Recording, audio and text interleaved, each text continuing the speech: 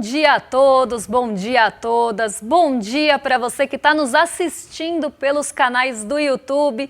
Aproveita que você já está aí, compartilha esse vídeo, comenta, aproveita também para se inscrever no canal caso ainda não seja inscrito, porque assim o nosso vídeo, os nossos canais e os nossos programas vão chegar a mais pessoas.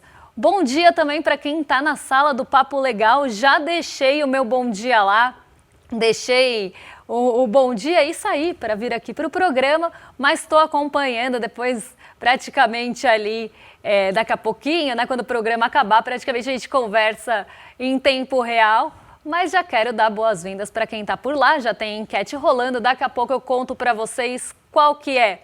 Quero dar bom dia também para a nossa rádio parceira hoje. A nossa rádio parceira é a Rádio Liberdade FM, na cidade de Martins, em Rio Grande do Norte. Então tá aqui, ó, bem atrás de mim. A Rádio Liberdade FM é uma parceira aqui do ICL, retransmite a nossa programação.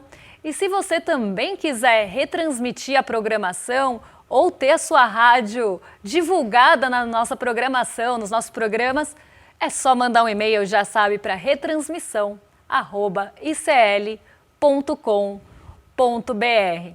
E hoje o programa tá denso, tem vários assuntos para a gente falar.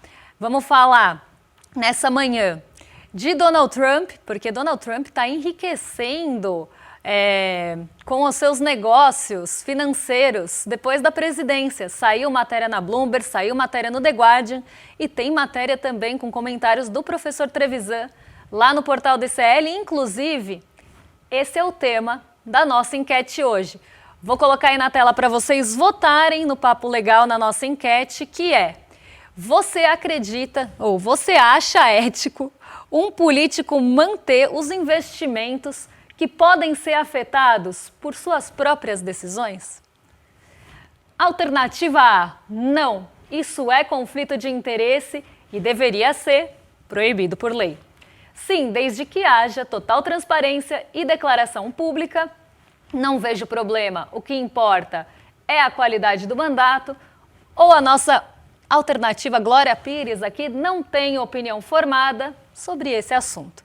Então essa é a nossa enquete do dia. Aproveita para participar lá na Sala do Mercado Investimentos Real Oficial, porque a enquete já está rolando lá. E no finalzinho do programa a gente traz para vocês qual vai ser o resultado da enquete. Então, além do Donald Trump, hoje o que a gente vai falar? Sobre a pesquisa que saiu no finalzinho da semana passada, a Latam Pulse, que mostra aquela avaliação mais econômica da situação no Brasil, como é que está sendo vista a situação para frente também.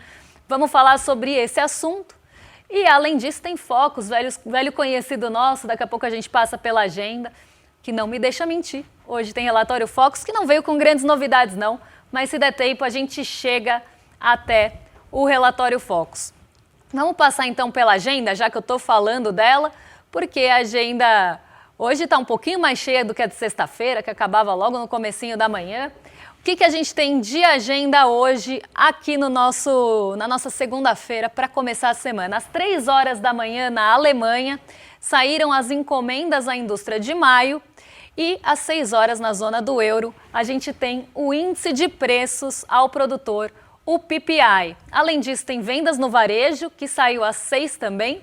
E aqui, já pulando para as 8h25 para o nosso Brasilzão, relatório Focus, divulgação do Banco Central.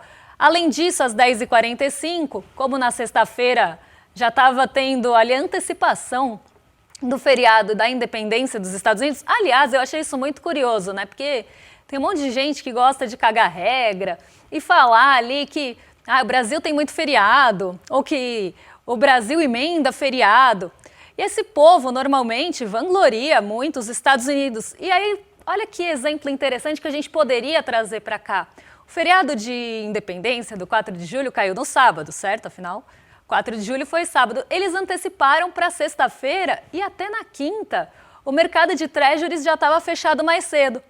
Por que a gente não importa, né, esse modelo de pegar o feriado que cai no sábado e puxar para sexta-feira para fazer um feriadão? Tá aí, né? Mas o povo que caga a regra aí, que gosta de falar que a gente tem muito feriado e emenda, e normalmente lambe e bota dos Estados Unidos ao mesmo tempo, nessa hora fingiu que não viu. Mas então, por ser feriado no sábado e esse feriado ter sido antecipado para o domingo, para sexta-feira, os PMIs, né, que são os índices de atividades dos gerentes de compras que saíram no mundo todo na sexta, saiu agora dos Estados Unidos o índice composto e também saiu o índice de serviços, já trazendo os números finais de junho às 10h45. Então não saiu na sexta, mas saiu hoje de manhã. A gente tem mais um pouquinho de agenda na sequência. Vamos colocar aqui na tela para o pessoal de casa acompanhar, porque às 11 horas também sai o índice de gerente de compras, o PMI de serviços, só que da ISM, só para vocês entenderem. Esse índice é divulgado tanto pela S&P Global, e aí por todos os países, inclusive fazendo uma comparação e uma média mundial. E no caso dos Estados Unidos também tem a medição da ISM. Então é uma forma até de olhar ali para o país com um pouco mais de detalhe, comparar as duas divulgações, o que cada uma trouxe de diferente, porque a metodologia é outra. Vamos colocar aqui a agenda, porque tem mais um tiquinho de agenda na sequência. Hoje tem às 11 horas, agorinha, acontecendo a audiência pública do Escritório Representante Comercial dos Estados Unidos sobre as políticas e práticas comerciais do Brasil no âmbito da seção do 30, né? Aquele artigo que eles usaram, aquela seção que eles usaram para condenar as práticas comerciais do Brasil e impor as tarifas ao nosso país, aquela tarifa de 25%, que tem ali suas exceções, mas que vai pegar pelo menos aí 31% das nossas importações, ou melhor, das importações deles e das nossas exportações. Então aqui hoje está rolando agora essa audiência que tem sido muito aguardada, principalmente aqui no Brasil, porque é daí que vão sair os desdobramentos em relação às tarifas aplicadas ao Brasilzão. Meio-dia tem o PMI composto e de serviços do mundo, como eu falei, a S&P Global faz esse cálculo. E à tarde, às 15 horas, tem a nossa balança comercial semanal, também velha, conhecida nossa. Vamos parar aqui um pouquinho para eu beber água? Daqui a pouco a gente já vem para o fechamento, para entender esse movimento de sexta sem a referência dos Estados Unidos. Vou tomar um shot de alga. Vou tomar um shot de alga. Essa é a nossa pausa para reidratação aqui, sem nenhum interesse em dividir o programa em quartos. Mas vamos lá. O Ibovespa encerrou a sexta-feira acima dos 174 mil pontos, patamar que não era visto há mais de um mês. Desde o início de junho, a gente não chegava perto dos 174 mil pontos. A Bolsa até chegou a ensaiar uma alta que levaria aos 175 mil pontos.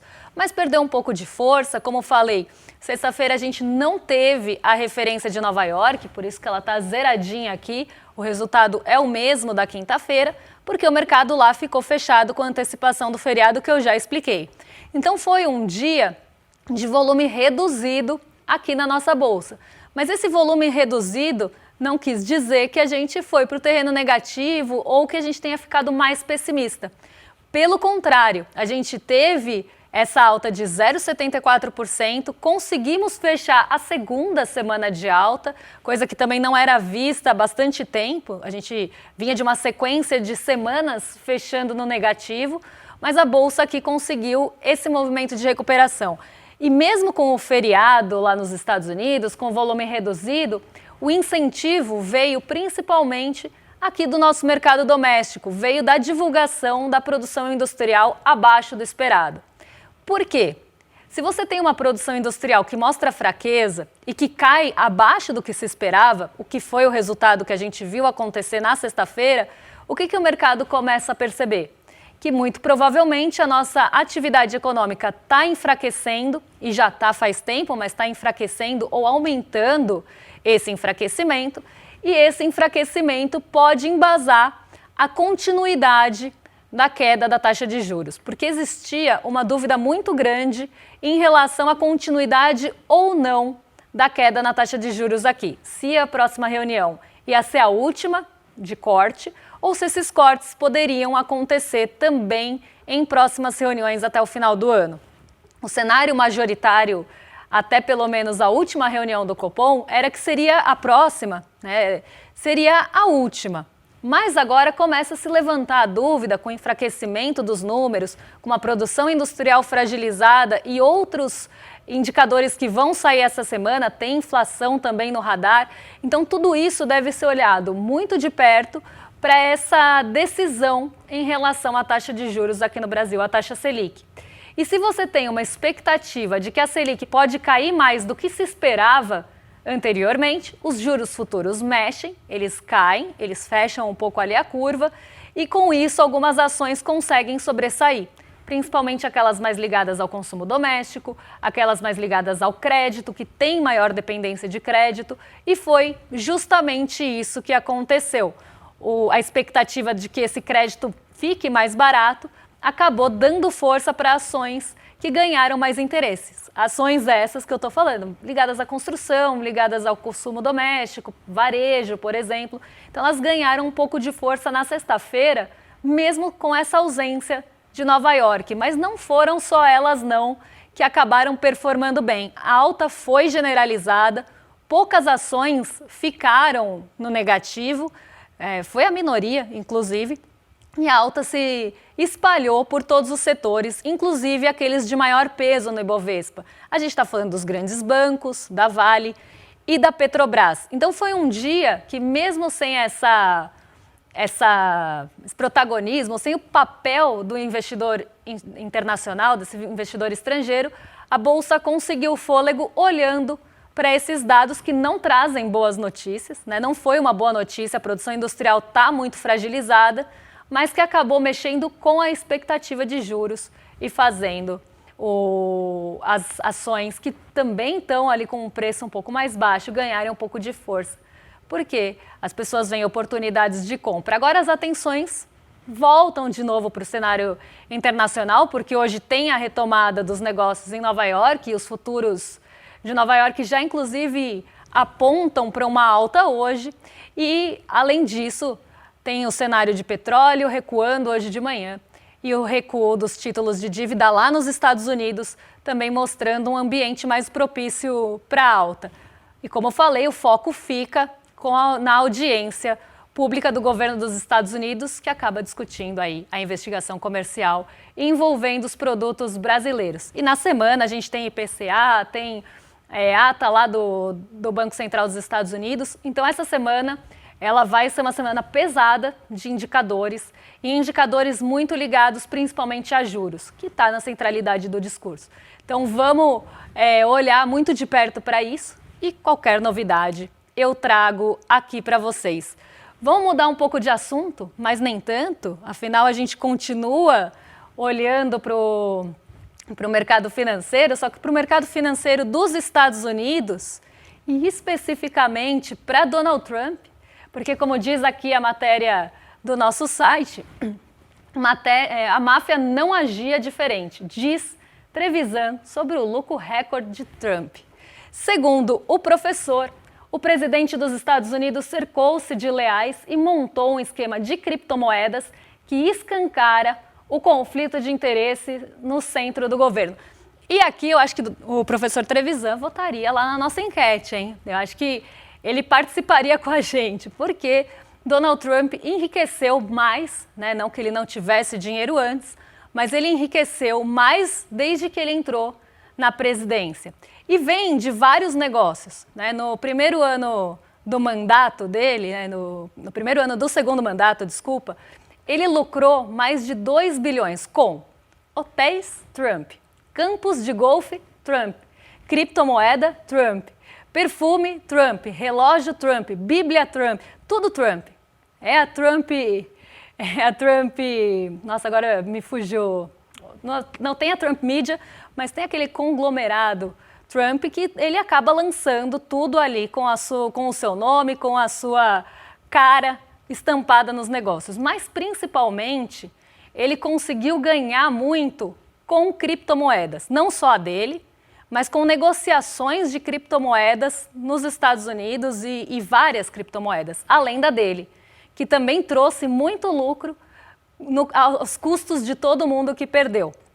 Ele conseguiu transformar, como diz o The Guardian, aqui aspas do The Guardian, transformar a presidência dos Estados Unidos em uma empresa lucrativa, coisa que nenhum antecessor conseguiu. Então, se tem uma coisa que Donald Trump está fazendo nessa sua presidência, nesse seu mandato, é ganhando dinheiro. E muita discussão em relação a isso envolve o código de ética, que poderia já estar ruindo, né? Porque nos Estados Unidos e todo mundo que ganha às custas dos outros aí, nessa forma de governar, né? Governar negociando, lançando própria moeda, negociando, fazendo com que os filhos negociem criptomoedas.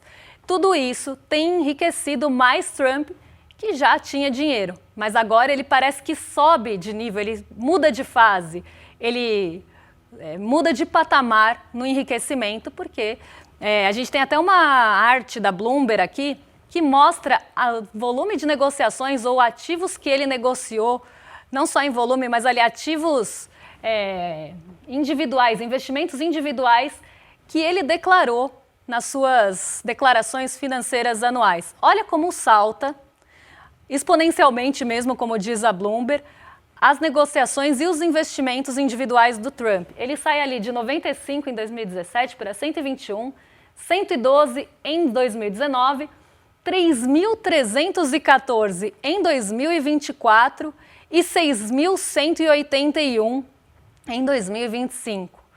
Então aqui a gente vê um salto nesses investimentos individuais que foram declarados por Donald Trump, um salto absurdo aqui. Ele realmente pula de 95 para 6.181 investimentos individuais.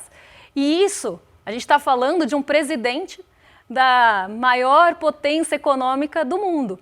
Tudo que ele fala, eu sempre comento isso aqui com vocês, tudo que ele fala, tudo que ele comenta, tudo que ele diz que pode acontecer, mexe com o mercado. Por exemplo, ele falar de regulação ou não de criptomoedas, se a SEC vai ou não, a SEC é como se fosse a CVM lá nos Estados Unidos, se ela vai ou não olhar para as criptomoedas, tudo isso mexe com o valor do quê? Das criptomoedas. E no que ele estava aplicando? Em criptomoedas. Então qualquer discurso, qualquer fala de Donald Trump mexe com o preço de petróleo, mexe com os juros futuros, mexe com criptomoedas. Então ele tem um poder de movimentar o mercado muito grande. E se ele está posicionado e ele sabe o que ele vai falar, ele pode se posicionar já pensando no seu pronunciamento. E com isso ele vai o quê? Ganhar dinheiro. Então é realmente audacioso, como diz a matéria do The Guardian, e é algo escandaloso também, né?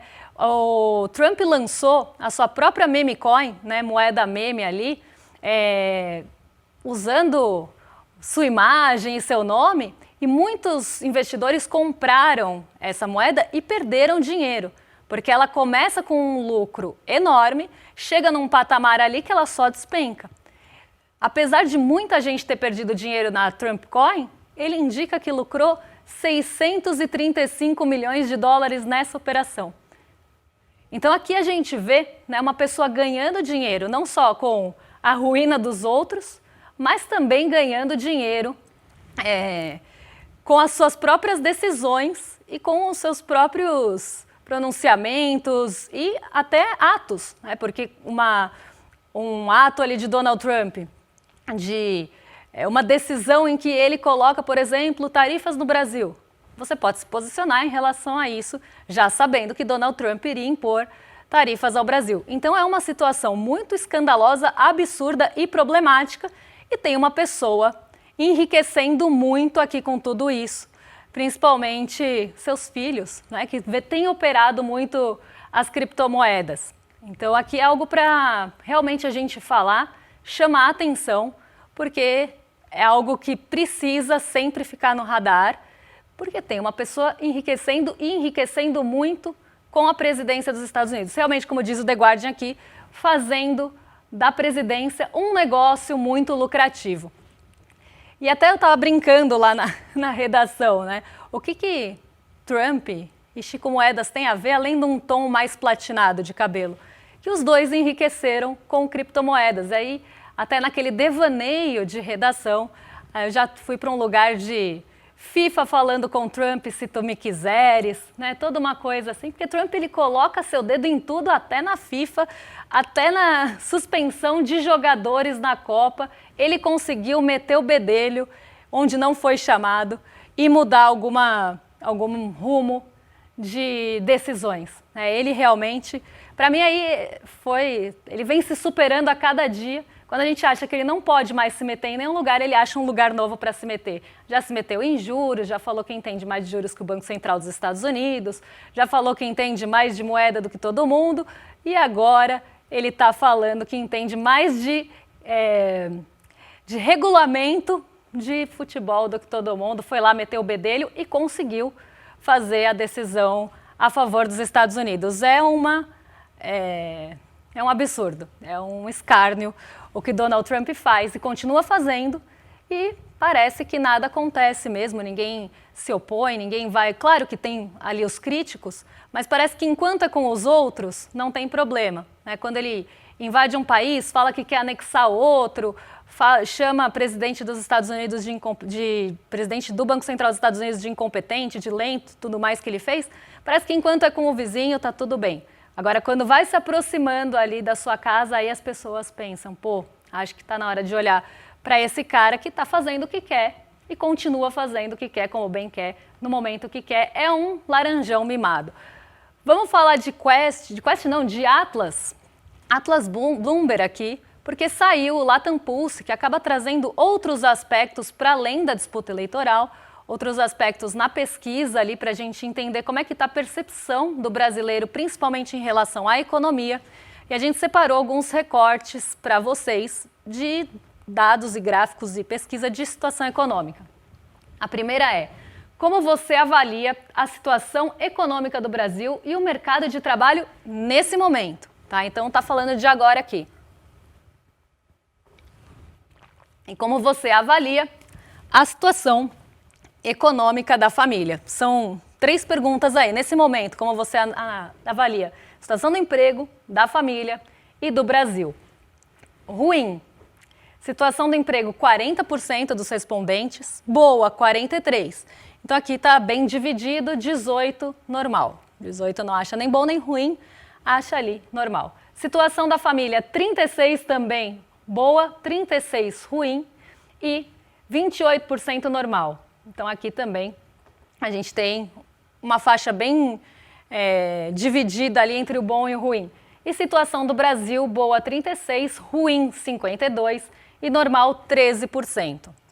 Eu acho que aqui sempre entra, por mais que tenha melhorado um pouco a avaliação do mercado de trabalho e da situação de emprego, subiu 3 pontos percentuais a avaliação positiva, a gente ainda tem um retrato de que boa parte da população, ou dos respondentes da pesquisa, 40%, avalia de forma negativa o mercado de trabalho e a situação do emprego no Brasil.